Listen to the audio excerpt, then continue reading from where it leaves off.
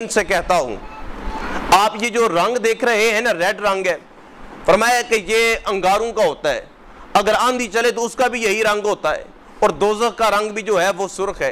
तो फरमाया जो भी कांग्रेस को वोट देगा इंडिया को, तो फरमाया लाजमी तौर पर वो बंदा जो है वो जहन्नम में जाएगा। लेकिन फरमाया अगर आप पाकिस्तान के बक्स को देखें तो ये भी सब्ज रंग का है, इसके झंडे को देखें ये भी सब्ज रंग का है, और फरमाया अगर इसकी निस्बत देखें तो गुंबद खजरा का रंग भी सब्ज रंग का है। तो फरमाया कि हजरत सैयदना अली अल मुर्तज़ा शेर खुदा रज़ी अल्लाह तआला अन्हु, आपका जो जुब्बा मुबारक है फरमाया वो भी सुर्ख रंग, वो भी जो है सब्ज रंग का है। तो इसलिए फरमाया कि जो भी सब्जादार को वोट देगा फरमाया अल्लाह करीम उसे फिर जन्नत में जगह अता फरमाएगा। इन लोगों ने अपनी शब रोज़ की मेहनत की और फिर जाकर ये जो वतन है ये मार्ज़ वजूद के अंदर आया, और फिर लोगों के अंदर इतना जज्बा और इतना वलवला था कि उनके खून जो है वो जोश मारा करता था कि काश हम पाकिस्तान को जो है वो अपनी आँखों से देख लें। कहते हैं कि एक बुज़ुर्ग थे, जब पाकिस्तान बना ना उसके बाद लोग हिजरत करके आ रहे थे, तो एक बूढ़ा जो बुज़ुर्ग थे वो जब लाहौर से दाखिल हुए ना अपने पाकिस्तान के अंदर, तो कहते हैं वो वहाँ से एक शख्स से पूछने लगे कि बताओ तो सही कि पाकिस्तान आ चुका है, पाकिस्तान कितना दूर है। तो उसने कहा, मैंने कहा कि बाबा जी मुबारक हो आप पाकिस्तान में पहुँच आए हैं। कहते हैं उस बाबे को नज़र नहीं आ रहा था, लेकिन उसने हाथ उठाए, उसने कहा या अल्लाह तेरा लाख लाख शुक्र है कि मैं हिंदुओं के मुल्क में नहीं मरा, मैं पाकिस्तान के मुल्क में आया हूँ। कहते उसने वहाँ पर एक कलमा पढ़ा, और कलमा पढ़ने के बाद वो जो है वो इस जहान फ़ानी से रुखसत हो गए। हज़रात ज़ी वक़ार वो लोग जिन्होंने इस वतन के लिए कुर्बानियाँ दी, कहते हैं कि अगर आप यहाँ से जहाँ से उस वक्त लोग हिजरत करके आ रहे थे वहाँ से लेकर पाकिस्तान तक कोई ऐसा कुआं नहीं बचा था कि जहाँ पर औरतों ने अपनी इज़्ज़तें बचाने के लिए वहाँ पर छलांगे ना लगाई हों। हज़रात ज़ी वक़ार ये वो दर्द भरी दास्तान है। एक शख्स कहता है, मैं दरिया के अंदर मैंने देखा कि मेरे पीछे हिंदू लगे हुए थे। उसने कहा कि मैंने दरिया के अंदर नज़र दौड़ाई, कई लोग जो हैं वो तैर रहे। उसने कहा कि जब मैंने उनको तैरते हुए देखा तो मैंने कहा कि चलो मैं भी लकड़ी को पकड़ता हूँ, इनके साथ तैरना शुरू कर देता हूँ, इन हिंदुओं से जान छूट जाएगी। वो कहने लगा, जब मैंने लकड़ी को दरिया के अंदर डाला और लकड़ी के ऊपर छलांग लगाई, वो कहता है मैं इर्द गिर्द क्या देखता हूँ, सारी की सारी लाशें तैर रही हैं, एक शख्स भी जिंदा मौजूद नहीं था। फिर ऐसे वाक़यात तारीख़ के अंदर पड़े हैं कि जब इंसान उनको तन्हाई के अंदर बैठ कर पढ़े तो रोंगटे खड़े हो जाते हैं। इंसान का जी नहीं चाहता कि कभी भी इस मुल्क के साथ गद्दारी करे, इस वतन के साथ गद्दारी करे, इस वतन को नुकसान पहुँचाए। तारीख़ के अंदर ऐसे भी दर्दनाक वाक़यात पड़े हैं। कहते हैं कि सिख जो हैं वो पीछे लगे हुए थे और 30 से 40 लोगों का ग्रोह मौजूद था, और 30 से 40 लोगों के अंदर जो शख्स मौजूद था उसने ये कहानी जो है वो बयान की है। वो कहते हैं कि हम कमाद की फसल के अंदर जो है वो जाकर छुप गए, तो वहाँ पर 2 से 3 महीने का बच्चा था जो उस गर्मी की वजह से, भाग दौड़ की वजह से वो रोए जा रहा था। कहते हैं अब वो जो 30 से 40 लोग थे वो सारे के सारे उसकी माँ की तरफ देख रहे थे कि अगर ये बच्चा खामोश ना हुआ तो इसकी आवाज़ सुनकर दुश्मन आ जाएंगे, वो हमें मार देंगे। कहते हैं कि उसकी माँ ने जब ये देखा कि इन 40 लोगों की जो जानें हैं वो मेरे बच्चे पर मुनहसर हैं, कहते हैं उस माँ ने अपने ही बच्चे का गला घोंटकर उसे सुपुर्द खुदा कर दिया, लेकिन इस वतन की लाज रख ली। हज़रात ज़ी वक़ार पाकिस्तान जब बना तो उस वक़्त जो हिंदुस्तान से पाकिस्तान की तरफ पहली ट्रेन आई थी, उस ट्रेन के अंदर कहते हैं एक शख्स भी जिंदा नहीं था।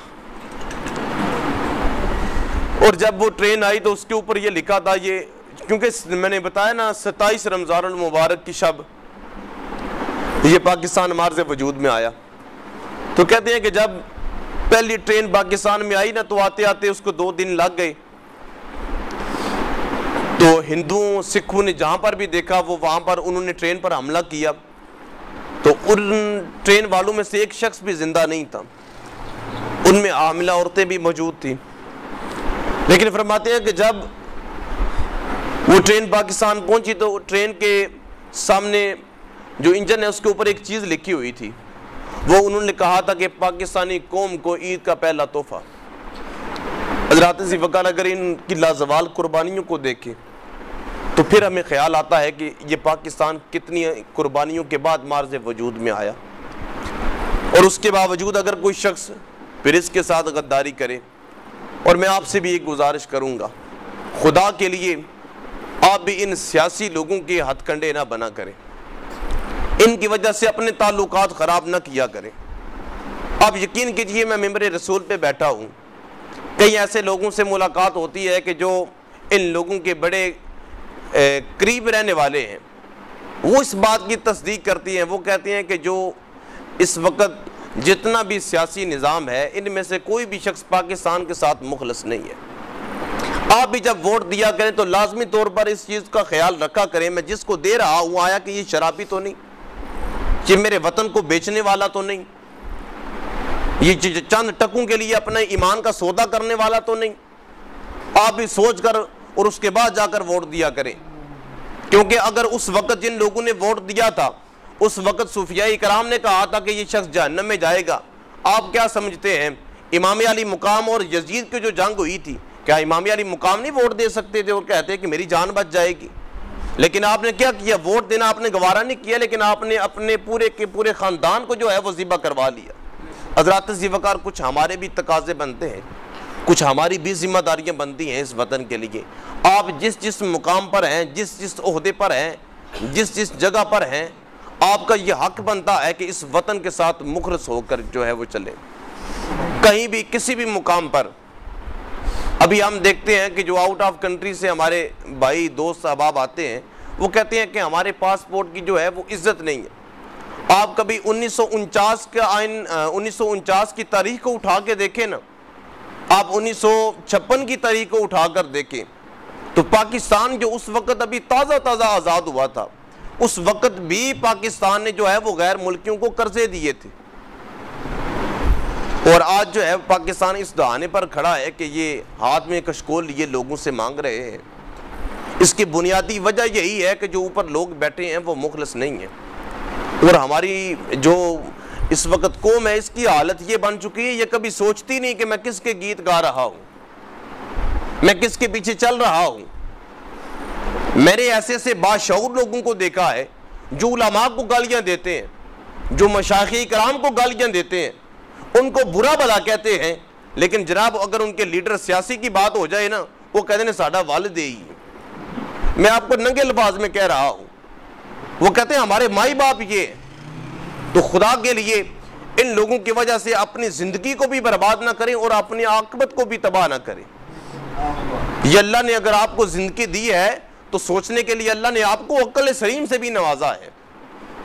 तो इसलिए अल्लाह करीम हमारे मुल्क पर अपना हास कर्म फजल अता फरमाए और हमें नेक व साले क़यादत अता फरमाए। और याद रहे वो वक्त दूर नहीं है, मैं आपको खुशखबरी भी सुनाता चलूँ, वो वक्त दूर नहीं है कि जब पाकिस्तान के हालात बदलने वाले हैं। हज़रत मौलवी नेमतुल्लाह शाह वली रहमतुल्लाह ताला अलैह एक सूफ़ी बुज़ुर्ग हुए हैं, इन्होंने बड़ी कमाल की बातें कही हैं अपने अशार के अंदर, और उसी अशार के अंदर मैं मुख्तसर सा आपको तारुफ करवाता जाऊँ। उन्हीं अशार के अंदर आपने जितने ये मुगलिया ख़ानदान के बादशाह थे ना, उनके नाम लिए हैं सिवाय अकबर बादशाह के, और उनकी हुकूमतों के वक्त भी बताए हैं कि इनकी इतनी इतनी हुकूमतें रहेंगी, और वाक़तन उनकी उतनी हुकूमतें रहीं। बाद में आपने बर्रे सगीर पाक को हिंद का जिक्र किया, और उसके अंदर आपने इशारा फरमाया कि एक ऐसा वहाँ पर मुल्क मार्ज़ वजूद में आएगा कि जो सिर्फ कलमा तैयबा की बुनियाद पर आएगा। और अगर हम चारों आलम की तरफ देखते हैं तो हमें ये पता चलता है कि वाहिद पाकिस्तान है जो कलमा तैयबा की बुनियाद पर बना। और फिर वो इसी की तरफ खुशखबरी सुनाते हैं, वो कहते हैं कि ये मुल्क बनेगा, ये 3 से 4 जंगें लड़ेगा, इसके माशी हालात बहुत कमज़ोर होंगे, लेकिन फरमाया फिर ऐसी नेक व साले क़यादत आएगी कि जो आकर इस मुल्क के निज़ाम को इस कदर ऊपर लेकर जाएगी कि उस वक़्त के जो मेन सुपर पावरें हैं वो भी मुकम्मल तौर पर इसके ताबे होंगी। और 1985 के अंदर हज़रत सूफ़ी बरकतुल्लाह लुधियानवी रहमतुल्लाह ताला अलैह आपने 100 देग जो है ना वो लोगों में तकसीम की। तो कई लोग आपके पास आए, उन्होंने कहा कि हुजूर आपने 100 देगें क्यों तकसीम की, इतना वसी लंगर आपने पकाया।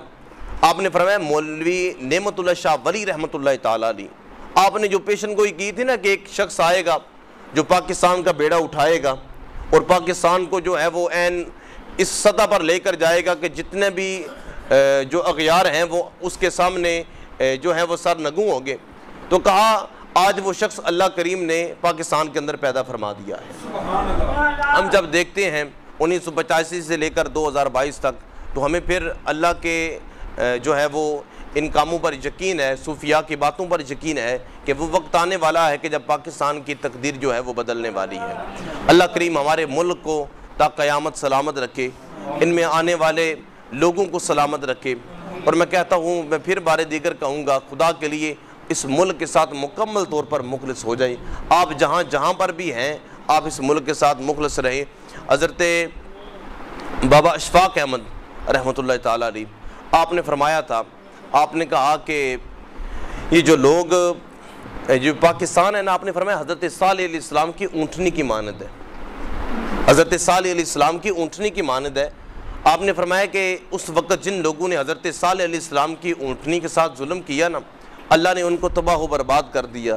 तो फरमाया आज भी जो लोग पाकिस्तान को जिस तरफ से भी जिस तरीके से भी छुप कर या आगाह होकर वो खा रहे हैं, फरमाया अनकरीब उन लोगों का अंजाम आप देख लेंगे। और फरमाया कि आप बेशक जो है वो साबका तारीख उठा के भी देख लें, जिन लोगों ने भी पाकिस्तान के साथ जुल्म ज़्यादती की, इसको लूटा, और अगर एक एक टका भी अगर किसी ने लूटा तो फरमाया अल्लाह करीम ने उसे माफ़ नहीं किया, उसका हश्र वही हुआ।